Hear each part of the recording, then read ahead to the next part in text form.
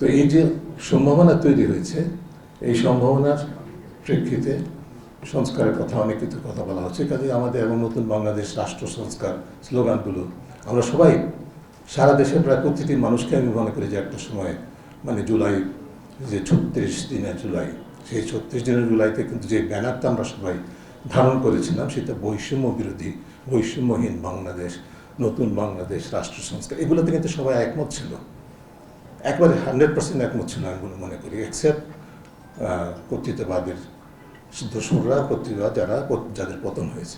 এর বাইরে যারা বিজয়ী শক্তি আমাদের মধ্যে, তারা সকলের হাতে একটা ব্যানার ছিল, সকলে ধারণ করেছিল, সেটা নতুন বাংলাদেশ, বৈষম্যমুক্ত বাংলাদেশ। মাঠের অলরাউন্ডার আমি, আর ঘরের allrounder Tylox. Tylox toilet cleaner, clean মানেই টাইলক্স। কাজে সেখানে তো আমাদের অনেকের যৌক্তিকভাবে প্রত্যাশা ছিলই যে অন্যান্য বৈষম্য শিকার যে জনগোষ্ঠী, তাদের মতো আদিবাসীদের ক্ষেত্রেও সেই বিষয়টা একইভাবে প্রযোজ্য হবে। এবং মোরসো বিশেষ করে এই কারণে নারীরা যেরকম অগ্রণী ভূমিকা পালন করেছিল, অন্য জেন্ডারের মানুষ যেরকম বিদেশে অগ্রণী ভূমিকা পালন করেছিল, অন্য ধর্মের মানে মেইন স্ট্রিম ধর্মের বাইরের মানুষ যেরকম অগ্রণী ভূমিকা, একইভাবে আদিবাসীরা কিন্তু ফোরফ্রন্টেই ছিল।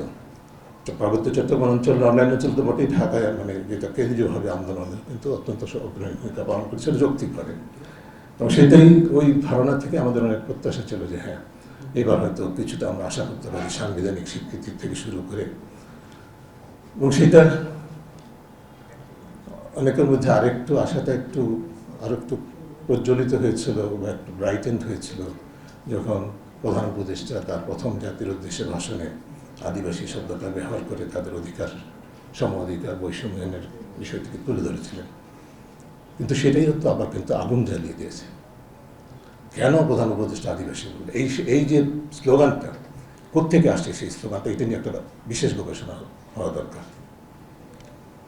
কাদের কাছে এই বিষয়টা অগ্রহণযোগ্য এবং কারা কীভাবে সেটাকে অর্কেস্ট্রেট করেছে, এগুলো নিয়ে একটু ভাবা দরকার। তো যাই হোক, সেখানে যে কারণে যেটা দেখা গেল অন্তর্বর্তীকালীন সরকারের কাছ থেকে, আমি বললাম আমি আশাবাদী, আমি এখনও আশা করতে চাই তারা কিছু করবেন, পার্বত্য চুক্তি বাস্তবায়নের পথরেখা বা অন্ততপক্ষে কিছু কিছু মৌলিক ক্ষেত্রগুলোতে বৈষম্যমুক্ত আদিবাসী সমান অধিকার ভিত্তিক একটা সমাজ প্রতিষ্ঠার ক্ষেত্রে কোনো সুনির্দিষ্ট পদক্ষেপ বা কৌশলটা প্রণয়ন করবেন। কিন্তু আমি আশাবাদী খুব একটা এক্ষেত্রে হতে পারি না, কারণ ওই যে ইন্টিমিডেটেড হয়ে গেছে রাষ্ট্র,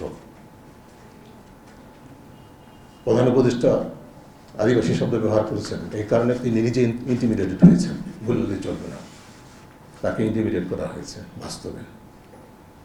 এরপর থেকে কিন্তু পুরো জিনিসটা টার্ন অ্যারাউন্ড হয়ে গেছে।